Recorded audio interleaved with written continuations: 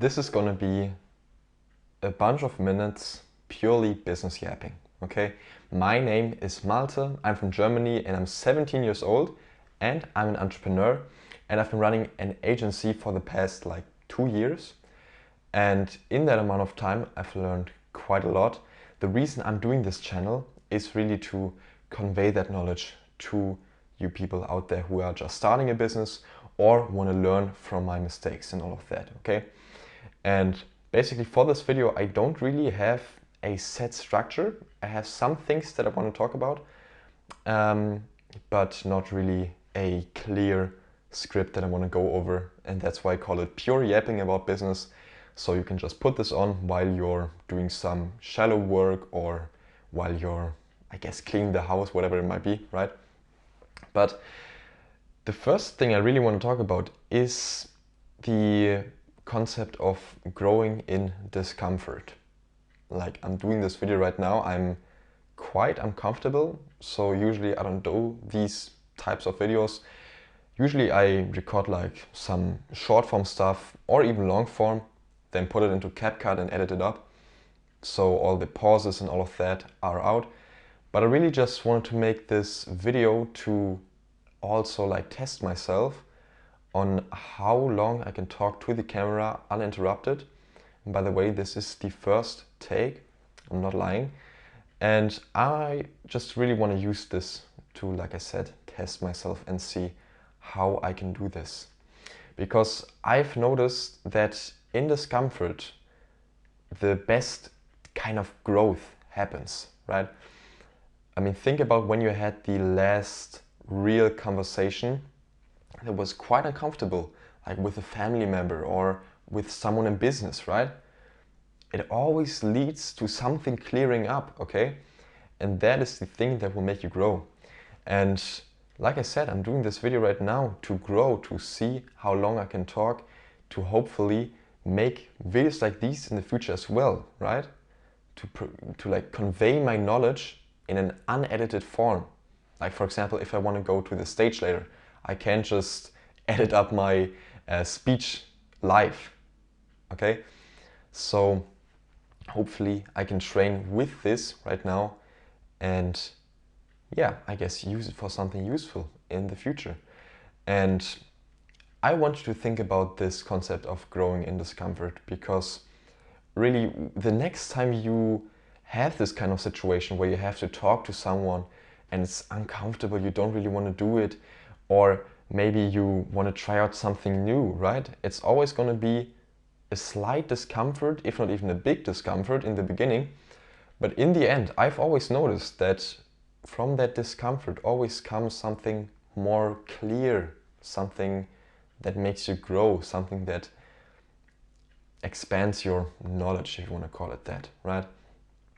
And yeah, that's basically all you need to know about this concept of growing in discomfort. And I think it's really important to think about that.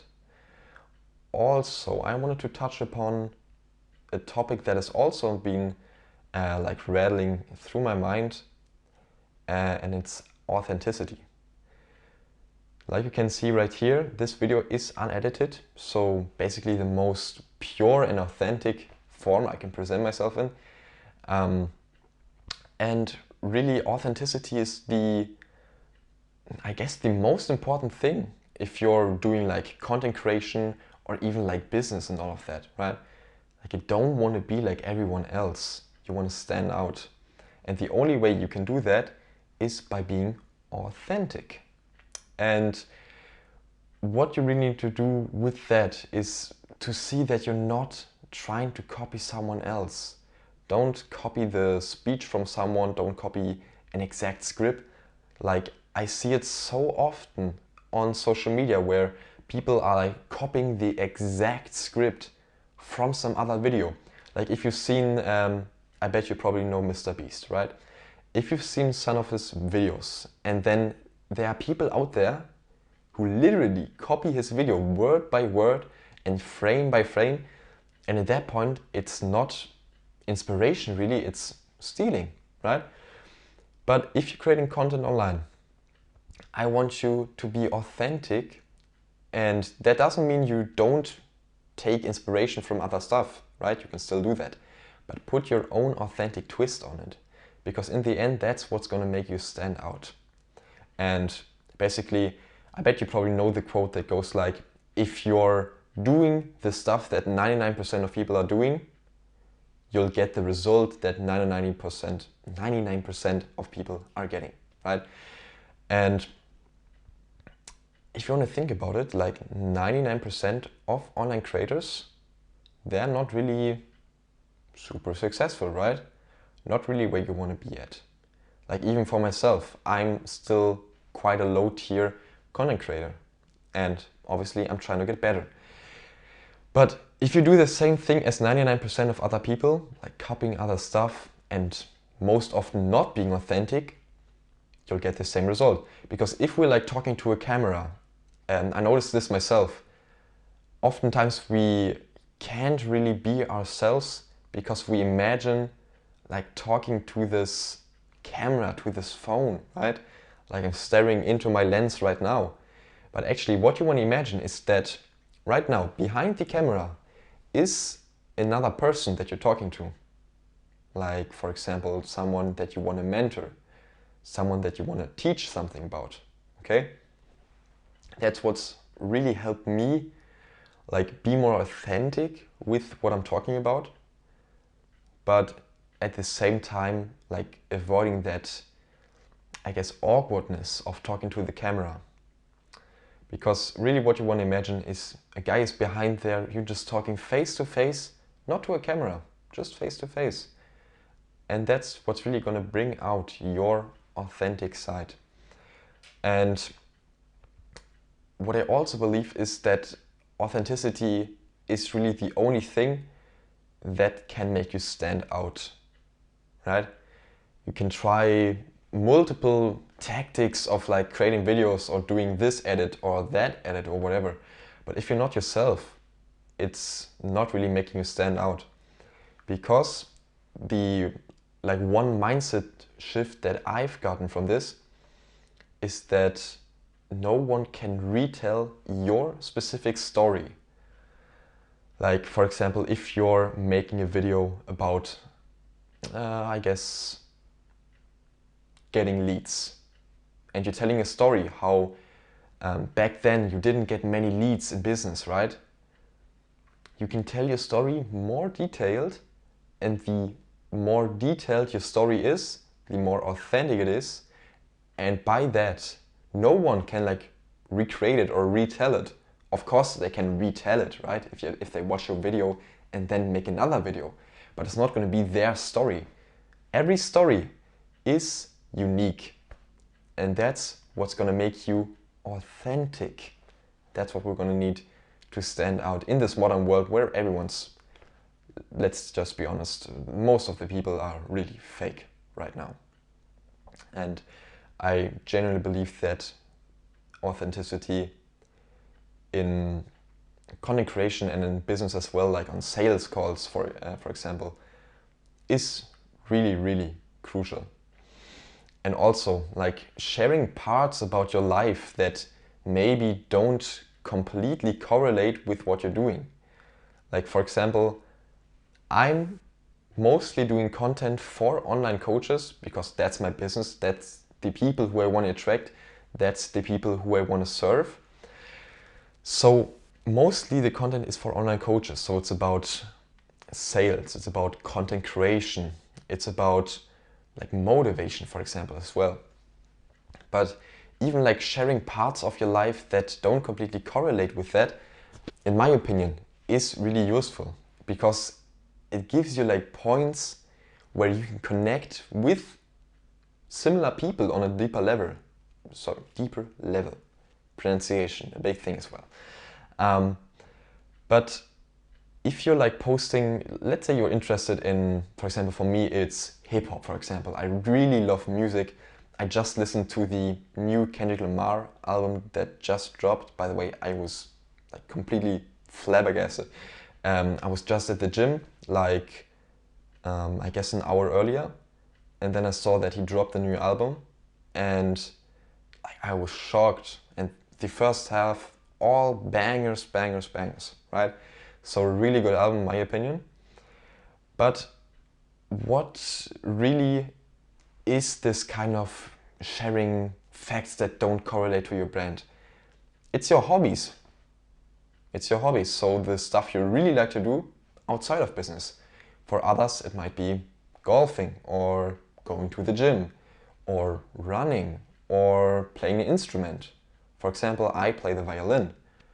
I play the piano. Maybe I need to do more content on that. I don't know. Let's test it out. But in that way, you can really find people who, for example, do the same thing and connect with them on a deeper level.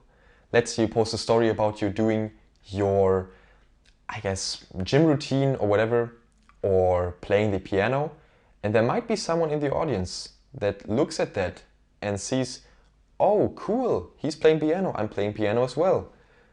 We can connect on a deeper level. We both have similar interests. And that's what really makes you, you. And for the other people that like watch it, I guess most of them don't really care. Like, they just want to see that you're your own authentic self, and if they see like content of you playing the piano and they don't, or you go to the gym and they don't, I mean, why should they care? You're just showing your life, you're documenting your life, and if people connect with it, that's great. Go with it. And that's really what I recommend doing now, having talked about authenticity. Also, I wanted to touch upon some things that I've learned about speaking skills and that might apply to this video, because I really like to watch, I don't know if you know him, Jeremy Minor. He's a really, really good salesman. A really, really good sales, whatever you want to call him, right? And he has this whole brand of doing sales the right way, like throwing the numbers away and just focusing on doing the sale great. And what he talks about a lot is pronunciation and speaking skills, right? That's what I'm trying to improve on. That's why I'm recording this video. What you can basically take away from this is that really it's mostly actually doesn't matter what you say, but how you say it. I think there was like a study where they showed that people actually pay more attention to the tone of your voice compared to the words that you're actually saying. It's like 75% against 25% or something like that. And when I first heard that, it was like really shocking, to be honest, because I always thought I need to like say the right things or whatever, but it really comes down to tonality as a whole. And where you can really use this well is on sales calls, and that's what I've noticed as well. So I started to watch Jeremy Minor, I consumed some of his content, and I realized like in all my sales calls and like in most of my videos, I like sound really normal, really monotone. But especially in sales calls, if you want to get their attention and if you want to capture them basically, you want to try to change your tonality. If you're asking a question to them, for example, it's like something, they tell you about about their problem. They say something like, yeah, I've been struggling with weight loss and I don't know, I'm still like kind of chubby, but I don't know, I just want to lose this belly fat. It's just really bothering me and my friends are calling me out for it. And then you can say something like, in a curious tone, in a light curious tone, okay, got it. Like, how long has that been a problem for you? Notice how I like lower my voice and I talk more softly in a curious tone. And it would be completely different if you would say something like, okay, got it. And how long have you been struggling with this? Like, it just seems like the macho tone. You can use it in some situations, right? But not in that. It's not really something you want to use if you're really trying to dig into the problem of your prospect. And just speaking about digging into the problem, I just made a video about this like 2 days ago, I think. And oof, I can tell you how important it is in sales to dig into the client's problems, because that's really what makes them buy. You're talking to the client, okay? And it's not like they just hop on the call, you say, hey, here's my product, do you want to buy it? And they say yes or no. Like, sales don't work that way. Some might do if it's like a low ticket product, but I personally encourage people to do high ticket because it's much more leverageable. You like have a higher ticket product, and on a 45-minute sales call, you can make like 5K, for example, okay? And in those types of sales, you really need to see that you're digging into the problem. The reason for that is they come onto the call. They know they have some sort of problem. They know it deep down, okay? But you want them to affirm it with their words. Like I said, with the example with weight loss, they come onto the call and their problem is that they can't lose weight. So you ask them about their problem and you go deeper into it. How long have you been struggling with it? How has it been affecting you? And dig into it. It might sound like an asshole move, but it's really just sales. It's a normal conversation, right? If they don't want to answer, yeah, no worries, right? But that's why they're there. They know it as well. They know it, okay? They know that they're there because they need to solve a problem. Like whenever a prospect says, yeah, I'm just here to get some information on the product, you could say, can I guess something real quick? Like most people I hop on these calls with, they don't really look for information. They most likely have a problem they want to fix. Is that correct? And then they will say, yeah, right. I mean, I'm just really looking for this information because I'm not losing weight as I want to. And then, like I said, you dig into the problem. And basically, they're right here with the problem, okay? They're like still quite okay with it, or else they would have changed. And you want to get them to the point where they're not okay with it anymore. So you say, how long have you been struggling with it? Like for half a year. Boom, you get them more to the line. Then you say something like, well, okay, how has it affected you? Then they say something like, I mean, like yesterday my wife even called me out for my fatness and she really doesn't want to sleep with me anymore. And again, it goes to the line until they're at that line, and from there on, they're ready to take action. There's a cool quote that Tony Robbins said, and goes something like, if you're okay with the pain that you're having, you'll continue with the actions that you have. But once the pain of staying the same is greater than the pain of needing to change, you actually take action. And that's the point where you want to get them to. And that's really, really accomplished with a lot of tonality and a lot of intentional tonality. What I also want to touch upon, like with this whole tonality thing, you can also apply it to social media for getting attention. I've been posting on social media since 2 years, I think. On the business side, it's been like 1.5 years. But I personally started out with fitness videos. So I had my page where I just did fitness videos. Because at the time it was the thing that I was interested in. And I mean, I was still like super skinny if you compare it to now. Like now I don't even have the perfect physique or something like that. But back then I was kind of skinny, like no real proof that my advice could really help someone. But I still did my videos with the intention of kind of showing what I've learned, similar to what I'm doing now. And that's really where I started with my social media journey. Then later on, I still remember in that period where I was still doing the fitness videos.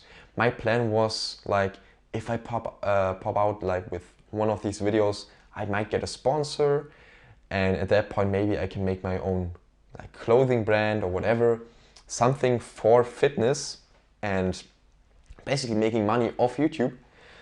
But then, like I got this quote from somewhere. I don't know exactly where I got it from. It wasn't really a quote, but it was a lesson that I've learned from, let's be honest, it was either Iman Gaji or from Hamza, right? Who I used to watch a lot. Still do, quite a bit, but not that much anymore. I think there's better creators out there. But at that time, I had this saying in my mind, like, if you really want to make it in something, just focus on one thing and don't like separate your attention onto many things. And at that time, I was already kind of working on my agency, starting it out, but at the same time, I was still doing these YouTube videos, and they weren't correlated at all, right? Like one agency does client acquisition for coaches, and the YouTube videos are about like my leg day workout or whatever. They don't correlate. So I needed to pick one of those, and my decision was to leave the YouTube channel. And getting back to the first point, growing in discomfort. Obviously, I didn't want to like limit my options, but in that case, I did. And I don't know if it was a good decision, to be honest. I don't really know. Like most people would say, it was the best decision I ever made or whatever. I don't know what would be now if I still had my fitness page running. If I consistently did content, showed my progress, and all of that. I don't know. But if I did that, I also wouldn't know what would I have gotten this agency to, right? If you do both, you just see the medium of both. You can't see like the real focus in something if you do two things at once. And that's really why I am an advocate of focusing on one thing at a time. And I got off point right here. I wanted to talk about social media. But like I said, that was like a really crucial period in my life.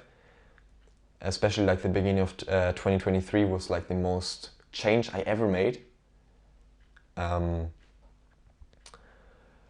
But yeah, getting back to social media attention, that's where my journey started.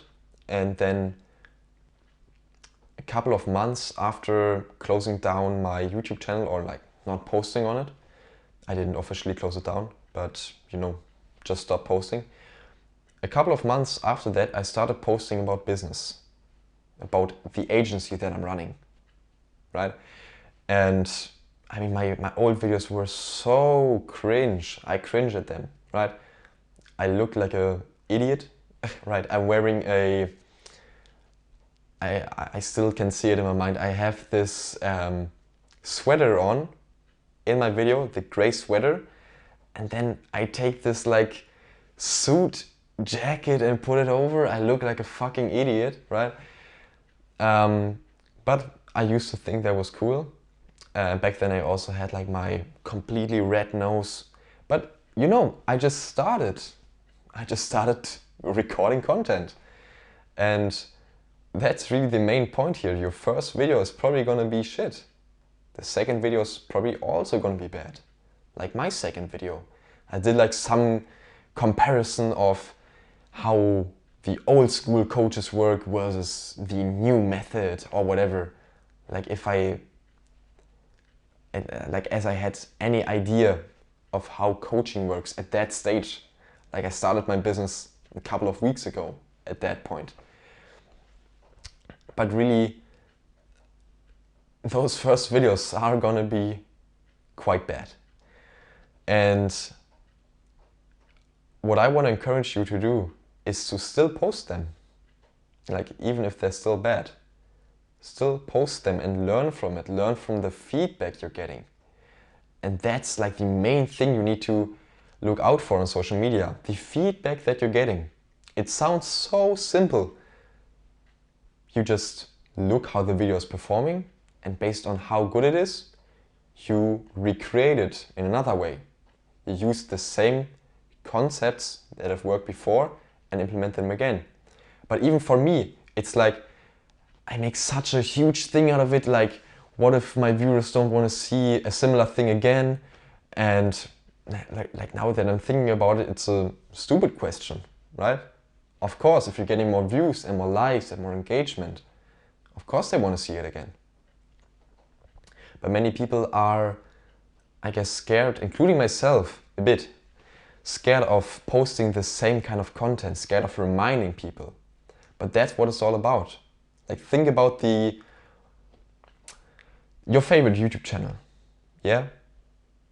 For example, for me, for a long time, it was Hamza. And if you look at his content, he repeats himself so often, the same lessons and the same lessons again. But still people watch his content. And I wasn't tired of it. I wasn't tired of hearing the same thing over and over again. Like there's a quote, you need to be reminded more than you need to learn new stuff. Something like that. But people are really scared to post similar stuff. And what you can imagine with this is that each video that you're posting, it could be that some new person is seeing you for the first time. So don't be afraid to repeat yourself. Like if your video about bicep curls didn't perform well, don't be afraid to post another video about bicep curls. Maybe even the same concept. Like don't directly repost it. You could do it, but I recommend like make another version of it. But don't be afraid to post another video talking about bicep curls. Maybe the second one pops off. And that's the one where people are gonna see you for the first time and think, wow, he has good knowledge about fitness. And that's really what usually happens with repeating yourself. It's not like, hey, we're gonna wanna hear the same thing over and over again. If you do it right, people are gonna love you for reminding them.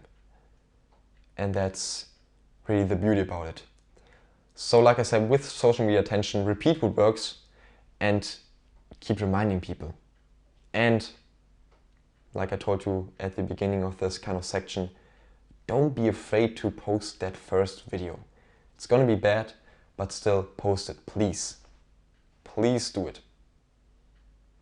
Don't post it if you don't want to be like a social media influencer. I don't like to call myself that or anyone else.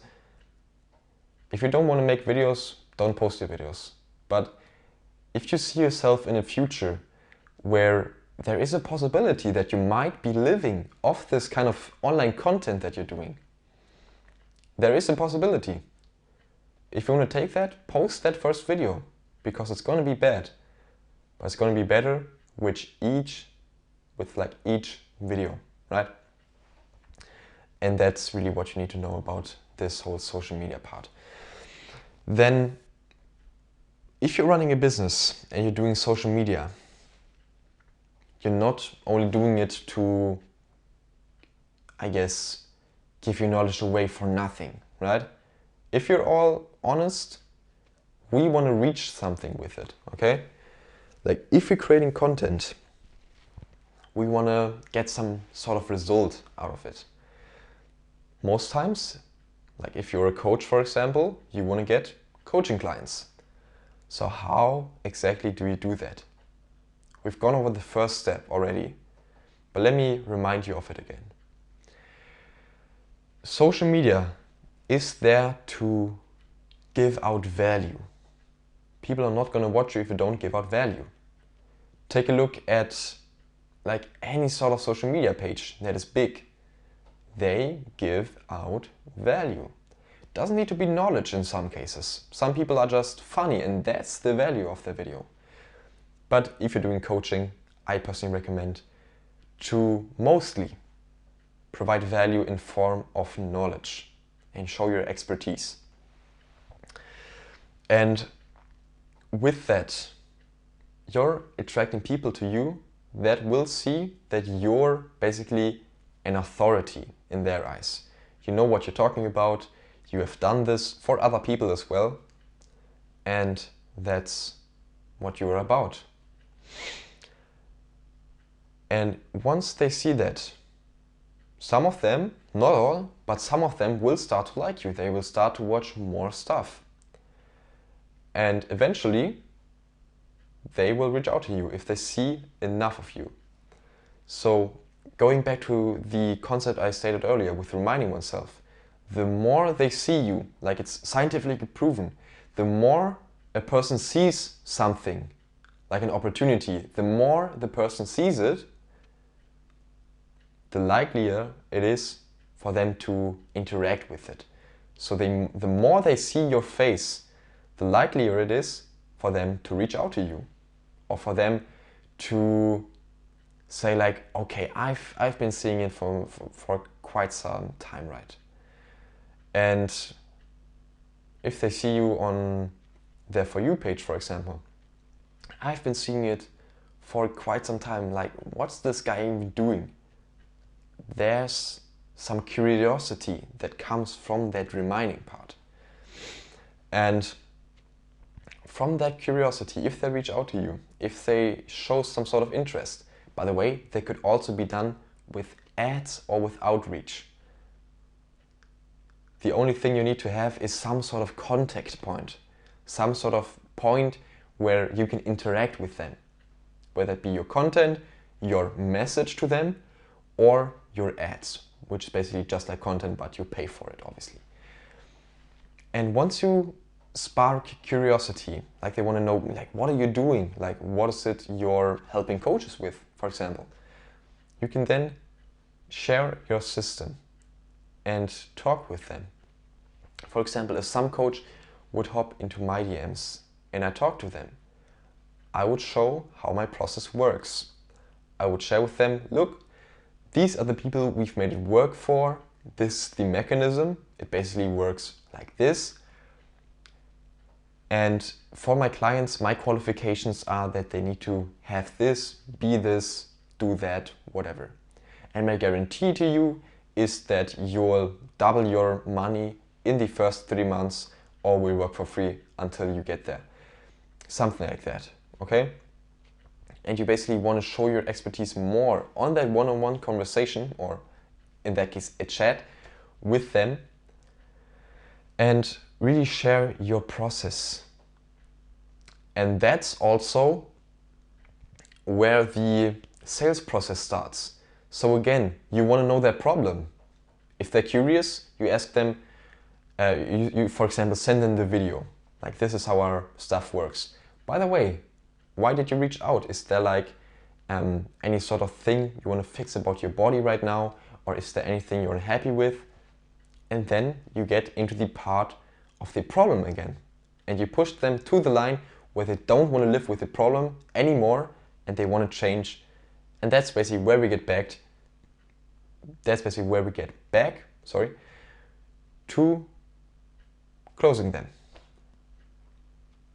That's basically the whole process that you need to use, especially if you're a coach or if you even want to sell anything online. Do it that way. I'm no expert, I'm not going to tell you it's the only way to acquire clients, but from what I've seen, it's the most effective way. And to be completely transparent, I'm doing the same thing right now. Okay? So I'm recording this video, not just because I'm feeling like it. I'm recording this video first of all to test myself, but also to acquire clients possibly, or to even build trust with some of you. So I'm gonna be upfront.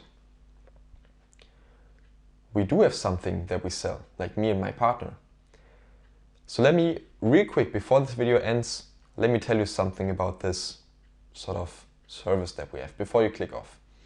Because I really believe that if you're a coach and you're sitting at around $5,000 a month right now, if you're qualified, we can book you 30 to 40 appointments each month at least.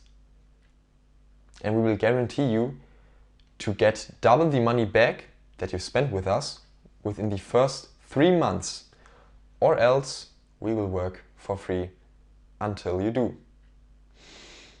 So basically you can imagine it like free money if you're qualified.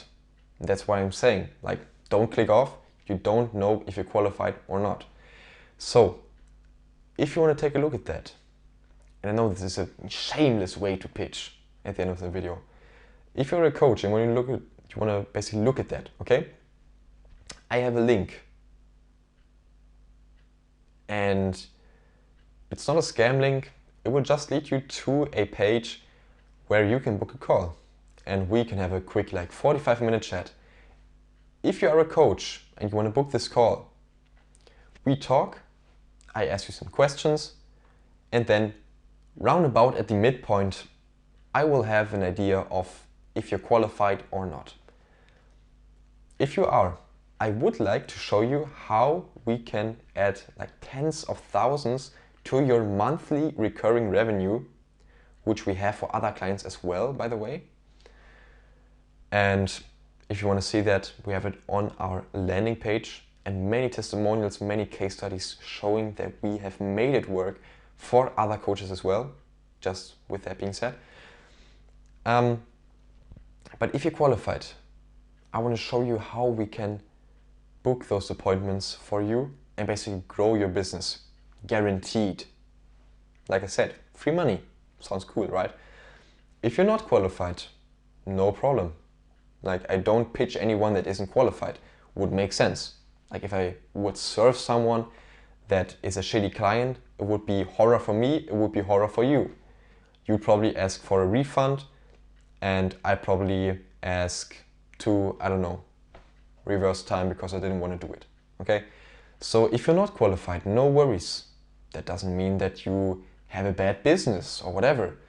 But if you're not qualified, I even offer to give out free advice, okay? Because in that case, that's really where I'm feeling generous, right? I'm feeling generous because I'm already on the call with you, right? I already have like 45 minutes planned out of my day. And if I can use those minutes to even just help you a little bit for free, that would actually make my day. It would also, for some selfish reasons, it would give me more content ideas. It would give me more like knowledge about the niche as a whole, like what coaches want to see, what they're struggling with, right? So it's a win-win in that situation basically. And what you're going to get is knowledge from the times I've worked with all those other coaches, like getting them from, for example, 3K to 20K per month with one of our men's fitness coaches, or with one of our anxiety healing coaches from 10K to 40K per month, and also working with many other coaches. Some of those might even have the same kind of coaching as you, so that will definitely be more helpful in that situation. So with that being said, I hope you enjoyed this kind of unedited video. It was something new for me. Like I said, this was the first ever take, no lie. And I'm kind of surprised I even talked for this long. I didn't really see how long it was, but I will see after. And the video is probably going to be named X minutes of pure business yapping from a 17-year-old entrepreneur. So if you enjoyed it, I would definitely appreciate a like on the video. Sounds corny, but please do, so I know that this video was helpful and you enjoyed it. And also subscribe if you want to see like more of this stuff. I also have other videos if you want to check out my YouTube. I have other videos going about like more of the tactics and visualizing it and all of that about business. Some are about offers, sales, content, whatever. You will find something in there that will probably be valuable. So if you want to take a look at that, go ahead. With that being said, hope this was helpful. Bye.